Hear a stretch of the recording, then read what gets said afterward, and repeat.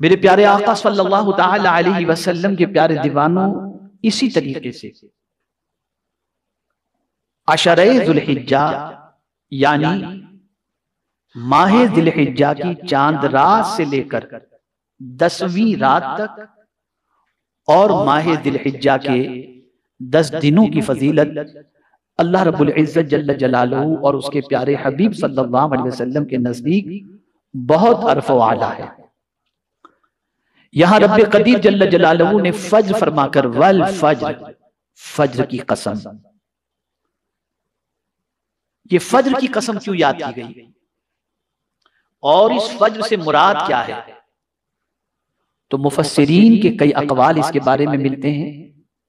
एक कौल तो ये मिलता है कि रोजाना की फज्र, इसलिए कि फज्र का वक्त वो वक्त है जिस वक्त फरिश्ते बंदों की रोजी लेकर उसके पास हाजिर होते हैं। और फज्र की नमाज का मकाम बहुत अरफ़ व आला है।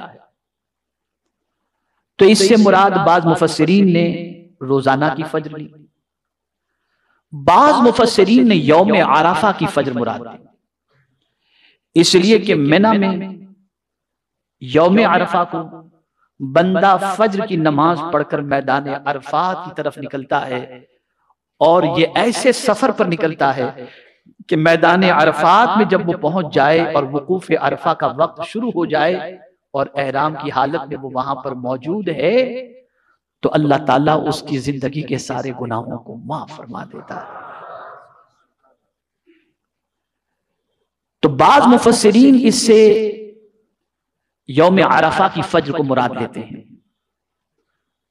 बाद मुफस्सिरीन ने फरमाया जुमा की फज्र, कि जुमा का दिन भी बहुत अफजल आला है, तो उस दिन की फज्र भी बहुत अफजल आला है। अल्लाह ने उसकी कसम याद फरमाई। मेरे प्यारे आका सल्लल्लाहु ताला अलैहि वसल्लम के प्यारे दीवानों, और उसके बाद अल्लाह अज़्ज़ व जल्ल ने 10 रातों की कसम याद फरमाई। इसमें भी मुफस्सिरीन के कई अक़वाल हैं, लेकिन ज्यादातर मुफस्सिरीन इस आयत करीमा की रोशनी में जिन 10 रातों को मुराद लिए हैं वो 10 रातें जिल्हिज्जा की 10 रातें हैं। अल्लाह ने उन रातों की कसम याद फरमाई, वलयालिन अश्र। आपको अगर मैं बताऊं कि माह जिल्हिज्जा की 10 रातें जो शुरू की हैं, उन 10 रातों का मकाम क्या है और उन 10 रातों में इबादत करने वाले को अल्लाह कितना ऊंचा दर्जा और कितना ज्यादा सवाब अता करता है, तो शायद ही कोई बेवकूफ मुसलमान होगा जो उन रातों को जाय करेगा। फरमाया गया कि अशरे जिल्हिज्जा में, यानी 1 तारीख से लेकर 9 तारीख तक, 10वीं का रोजा तो नहीं रख सकते, 1 तारीख से लेकर 9 तारीख तक अगर ये 9 दिन के कोई रोजे रखता है, या 1 रोजा रखे, 2 रोजे रखे, तो हर रोजा उसके पिछले साल के गुनाह, पूरे साल के गुनाहों की माफी का जरिया बन जाता है। और उन रातों में इबादत करने वाले बंदे को अल्लाह ताला शबे कद्र में इबादत करने का सबब अता फरमाता है।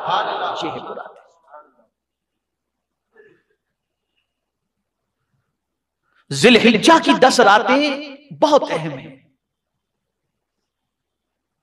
बहुत बरकत वाली हैं, बहुत फजीलत वाली हैं। मैं एक हदीस की रोशनी में इंशाअल्लाहुल अज़ीम आपको यह बताने की कोशिश करूंगा कि इन 10 रातों में और 10 दिनों के अंदर करना क्या है, ताकि अक्ल के घोड़े को दौड़ाने की बजाय कुछ कुरान की रोशनी में भी समझने की आप कोशिश करें। ये बात भी अच्छी तरीके से जहन में महफूज कर लें कि अगर कोई अशरे जिल्हिज्जा के 9 दिन के रोजे नहीं रखता, गुनहगार नहीं होगा, लेकिन अगर रखेगा तो सवाब से महरूम भी नहीं रहेगा। और इसी तरीके से अगर कोई 10 जिल्हिज्जा यानी अशरे जिल्हिज्जा की शब में इबादत नहीं करता तो गुनहगार नहीं होगा, लेकिन अगर करेगा तो अल्लाह उसे शब कद्र की इबादत के सवाब के बराबर सवाब अता फरमाएगा। मैं बस एक हदीस अर्ज करूंगा, वो भी मिशकात शरीफ की, और उसके बाद थोड़ी सी इसके बारे में वजाहत करूंगा ताकि आप अपने आप को तैयार कर सकें। मुझे बड़े अफसोस के साथ ये कहना पड़ता है कि ज़ौक़े बंदगी कम ही नहीं, खत्म होता जा रहा है।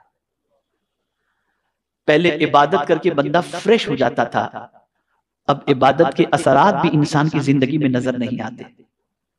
पहले इबादत करके इंसान पुरसुकून होता था, अब इबादत करके भी उसे सुकून नहीं मिलता। माजरा ये है, किसी बुजुर्ग से पूछा गया क्या वजह है कि मैं इबादत करता हूं तो इबादत की लज्जत मुझे नहीं मिलती। फरमाते हैं जब कोई गुनाह तुमसे हो जाए तो पहली सजा ये होती है कि अल्लाह इबादत की लज्जत को छीन लेता है।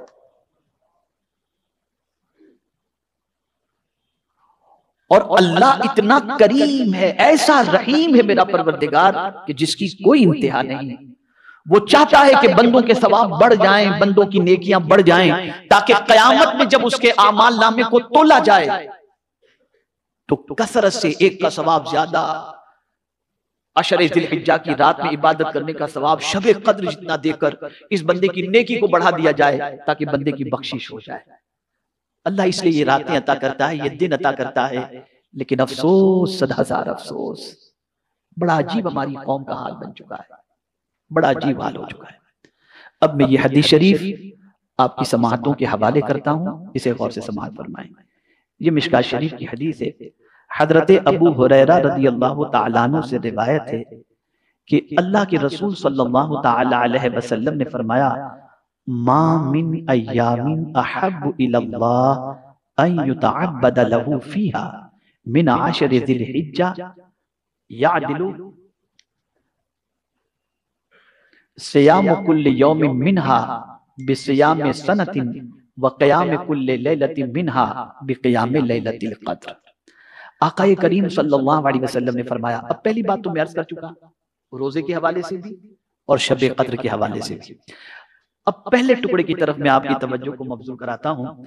आक़ाए करीम सल्लल्लाहु अलैहि वसल्लम ने फरमाया, अल्लाह के नजदीक सबसे ज्यादा पसंदीदा दिन जिसमें उसकी इबादत की जाए इस ज़िलहिज्जा के 10 दिन हैं।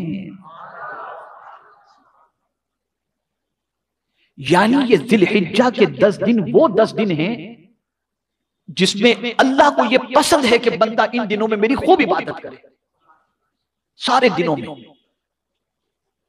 365 दिनों की बात हो तो मैं कहूं कि उनमें से ये 10 दिन ऐसे हैं जिसमें अल्लाह अज़्ज़ा व जल्ल चाहता है कि मेरे बंदे खूब इबादत करें। अल्लाह चाहता है। अब सवाल एक पैदा होता है कि इबादत, कौन सी इबादत करें? मैं कुरान की रोशनी में आपको कुछ समझाऊं। मैंने बहुत गौर किया कि मौला यहां इबादत तो मेंशन नहीं की गई, रोजा मेंशन है, रात की फजीलत मेंशन है, लेकिन अगर कोई दूसरी इबादत करना चाहे रोजे के अलावा या रोजे की हालत में या रात को, तो क्या करे? कौन सी इबादत करे? तो मेरे प्यारे आका सल्लल्लाहु अलैहि वसल्लम के प्यारे दीवानों, एक जहन में नुक्ता आया कि हदीस शरीफ के अंदर अल्लाह अज़्ज़ा व जल्ल के प्यारे हबीब सल्लल्लाहु अलैहि वसल्लम ने अहब्बु फरमाया, अहब्बु इलल्लाह, अल्लाह के नजदीक सबसे ज्यादा पसंदीदा।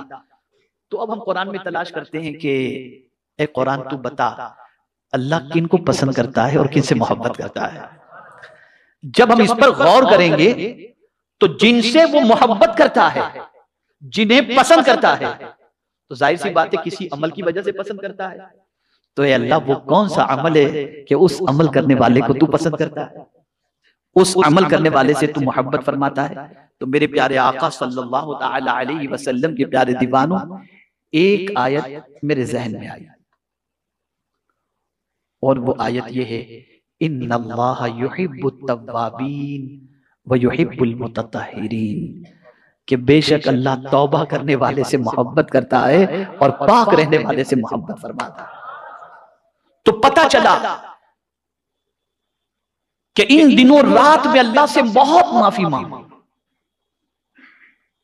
इन दिनों रात में अल्लाह से खूब तौबा इस्तिग़फ़ार करो, इन दिनों रात के अंदर रो, अल्लाह को मनाओ। और इन्हीं दिनों के अंदर यौम अरफा भी आता है जिसमें मिना में जाकर, अरफात के मैदान में जाकर बंदा रोता है, माफी मांगता है, और मेरा करीम उस दिन उसके सारे गुनाहों को माफ फरमा देता है।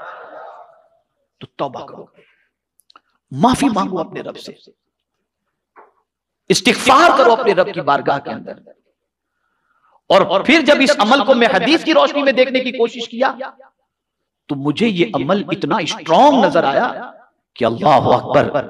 आका करीम सल्लल्लाहु तआला अलैहि वसल्लम इरशाद फरमाते हैं, तूबा तूबा लिमन वुजिद फी सहीफतिही इस्तिगफारन कसीरा। मुबारक हो, खुशखबरी हो उसके लिए जो अपने नामे आमाल में इस्तिगफार की कसरत पाले। तो पता चला तौबा इस्तिगफार अल्लाह को पसंद भी है, और साथ ही साथ अगर किसी के नामे आमाल में इस्तिगफार की कसरत है तो कोई उसे मुबारकबाद दे या न दे, मदीने के ताजदार उसे मुबारकबाद पेश करे। तो ये अमल कितना अजीम होगा, ये अमल कितना अजीम होगा। और फिर मैं थोड़ा आगे बढ़ा तो मेरी अक्ल और दंग रह गई, अक्ल और दंग रह गई कि हाजी जिसको अल्लाह ताला हज के शर से मुशर्रफ करता है तो तना उसकी बख्शिश नहीं होती।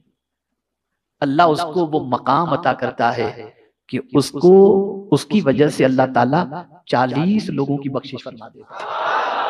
अरे हर तो ये है कि हाजी अपने घर पहुंचने से पहले जिसके लिए दुआ करे अल्लाह उसकी दुआ को कबूल फरमा लेता है।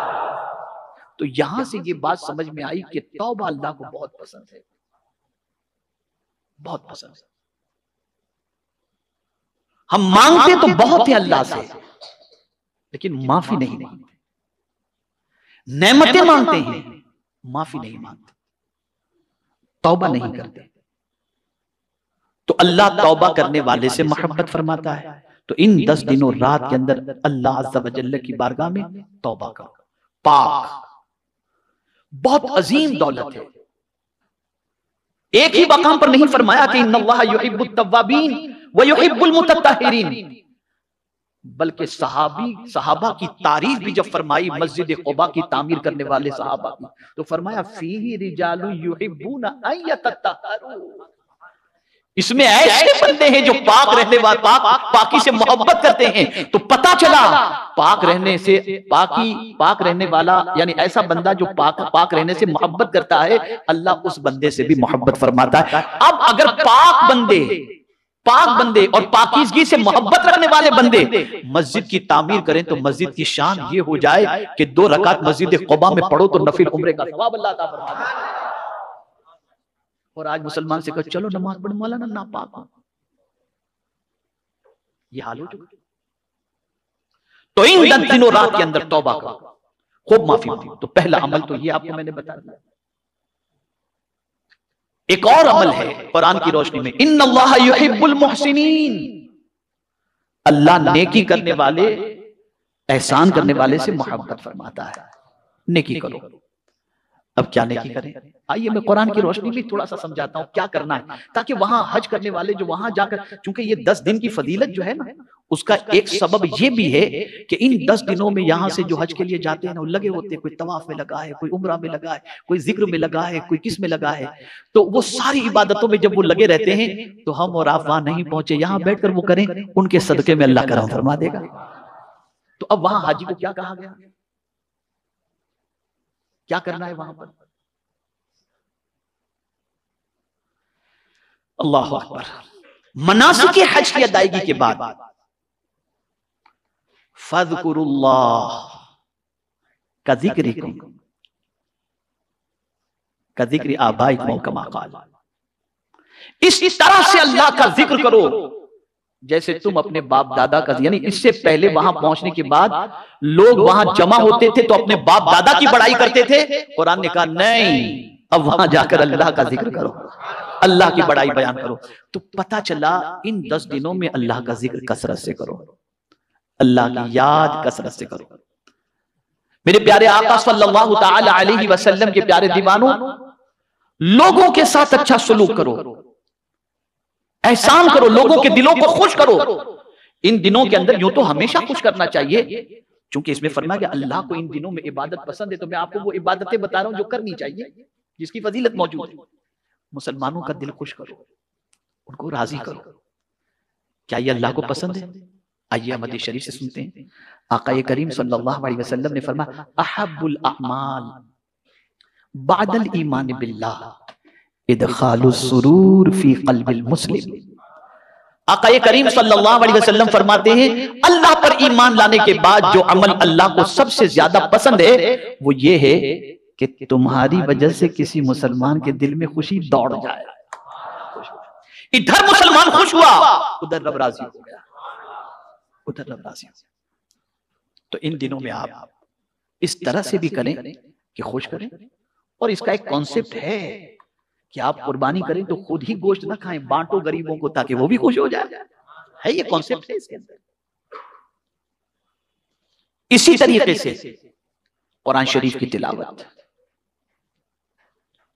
ये भी इतनी अजीम चीज है कि मेरे प्यारे आका सल्लल्लाहु ताला अलैहि वसल्लम के प्यारे दीवानों में वो हदीस आपकी समातों के हवाले करने जा रहा हूं कि अगर इस हदीस मुबारका को मुसलमान सही तौर पर दिलो दिमाग के अंदर महफूज कर ले तो मैं समझता हूं उसकी तकरीबन परेशानियां दूर हो जाएंगी।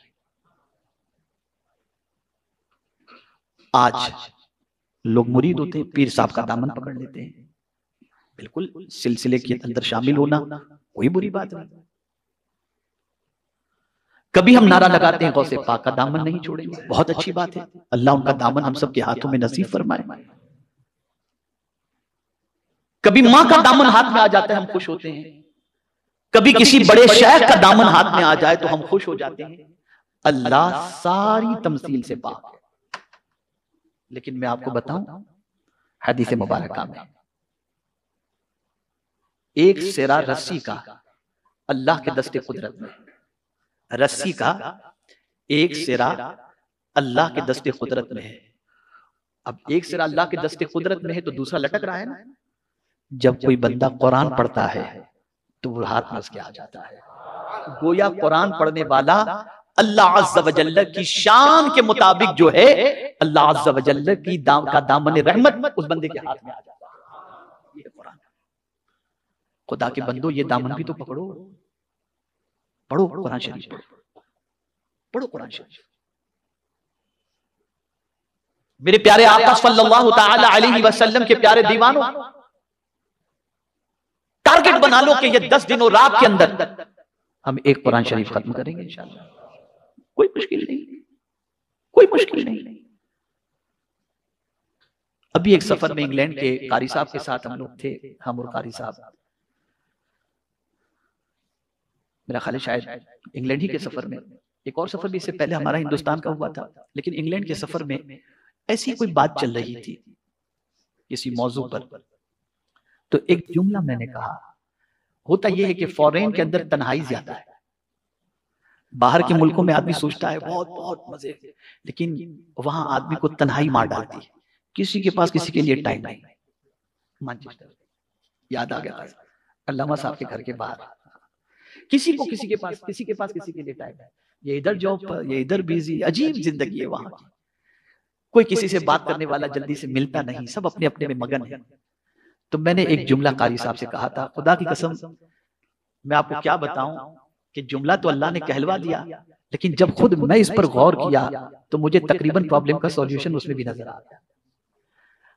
आज मेरे नौजवान बच्चों, मेरे भाइयों, रात जब आपके अकेलेपन की होती है, आप अकेले होते हैं तो क्या करते हैं? कोई व्हाट्सएप पे चिटका हुआ है, कोई नींद नहीं आ रही, यूट्यूब पे देख रहा है, ये घुमा रहा है, वो घुमा रहा है, 2 घंटे 3 घंटे फिर करवट मारा, फिर उठा, जैसे तैसे। कोई बात करने वाला नहीं, मेरा दोस्त सो गया होगा, किसको फोन करूं, किससे बात करूं, ये पोजीशन। तो मैंने कारी साहब को एक जुमला पेश किया और कारी साहब को इतना पसंद आया कि स्टेटस पे रख दिया उन्होंने वो जुमला। गौर से सुनना, गौर से सुनना। जुमला ये है, जब तुम्हारी कोई बात सुनने वाला ना हो तो अल्लाह से बात कर लिया करो। तो अल्लाह से बात कर लिया, खोलो कुरान, पढ़ने लग जाओ। वो तुमको क्या कह रहा है तर्जमे में पता चल जाएगा, और तुम उसको क्या कह रहे हो वो खुद जान जाएगा। से बात कर। और अल्लाह वाले अपनी तन्हाई को इसी से मिटाते थे, और आज का नौजवान पिक्चर देखकर मिटा रहा है, यूट्यूब पे मस्त होकर तन्हाई मिटा रहा है। जब कभी तन्हाई सताए, उठाओ कुरान शरीफ, पढ़ने लग जाओ, तन्हाई भी दूर होगी और साथ ही साथ दिल को अल्लाह करार की दौलत भी अता फरमाएगा और नाम आमाल नेकियों से पुर हो जाएगा इंशाअल्लाह। तो ये 4 चीजें मैंने बताई। माहे अशरे दिलहिज्जा में तौबा करें, इस्तिगफार करें। अशरे दिलहिज्जा में अल्लाह का जिक्र करें, सुबहानल्लाहि व बिहम्दिही सुबहानल्लाहिल अज़ीम व बिहम्दिही अस्तगफिरुल्लाह, ये पढ़ें। ला इलाहा इल्लल्लाह का जिक्र करें, मुहम्मदुर रसूलुल्लाह सल्लल्लाहु अलैहि वसल्लम इसका जिक्र करें, दुरूद शरीफ की कसरत करें, तिलावत कुरान मुकद्दस करें, गरीबों मिस्कीनों का ख्याल करें, ये सारी चीजें करें। ये जब आम दिनों में करते हैं तो सवाब तो मिलेगा ही, लेकिन इन दिनों में ये सारा काम करना अल्लाह को बहुत पसंद है, इसलिए ये सारा काम इबादत में शामिल है। तो मेरे प्यारे आका सल्लल्लाहु तआला अलैहि वसल्लम के प्यारे दीवानों, ये चंद बातें थी जो मुझे आपकी समाअतों के हवाले करनी थी। और अशरे दिलहिज्जा की आमद से पहले मैंने सोचा कि ये कुछ बातें आपको मैं अर्ज कर दूं। आप में से कोई भी अमल करेगा तो हो सकता है कि आप में के किसी के अमल की बुनियाद पर अल्लाह अज़्ज़ व जल हम सब की भी बख्शिश फरमा दे। आप पाबंदी से आएं और इन 10 रातों को जिंदा करें, अल्लाह आपके दिलों को जिंदा फरमा देगा। और इन 10 दिनों में इस्तिताअत अल्लाह दे, हिम्मत दे, ताकत दे, कमजोरी न हो, दूसरे फराइज के अंदर कोताही न हो, तो आप रोजा रखने की भी कोशिश करें। और अगर 9 दिन के रोजे नहीं रख सकते, 8 दिन के रोजे नहीं रख सकते, तो यौम अरफा का रोजा यानी 90 का रोजा जरूर रखने की कोशिश करें। इंशाअल्लाह इसकी बरकतों से मुताल्लिक आइंदा इज्तिमा में मैं कुछ अर्ज करने की सआदत हासिल करूंगा। अल्लाह रब्बुल इज्जत जल्ल जलालुहु मुझे आपको सबको अमल की तौफीक नसीब फरमाए और आशरे दिलहिज्जा में इबादत और रियाजत की तौफीक नसीब फरमाए। और जिन हुज्जाज के गुनाहों को अल्लाह यौम अरफा में माफ फरमाने वाला है, उनके सदके में अल्लाह हम सब के गुनाहों को भी माफ फरमा दे। व मा अलैना इल्लल बलागुल मुबीन। अब एक ऐलान समाअत फरमा लें, एक ऐलान समाअत फरमा लें। अल्हम्दुलिल्लाह सुन्नी दावत इस्लामी, हमारे कुछ साथी सोचते होंगे ये बुलेट ट्रेन की तरह क्यों नहीं चलती। आज के टेक्नोलॉजी के दौर में सुन्नी दावत इस्लामी को बुलेट ट्रेन की तरह चलना चाहिए। तो मैं कहता हूं हम चोटी की चाल ही चल रहे हैं, वो भी ठीक है, चल तो रहे, चल तो रहे। अल्लाह ताला ने चलने की तौफीक तो अता फरमाई। तो आइए मैं आपको बताऊं, क्योंकि मेरी आवाज सिर्फ आप तक नहीं पहुंच रही, जितने यहां पर हाजिर हैं मुल्क और बैरून ममालिक के बहुत सारे लोगों तक यह आवाज पहुंच रही है। आज सिचुएशन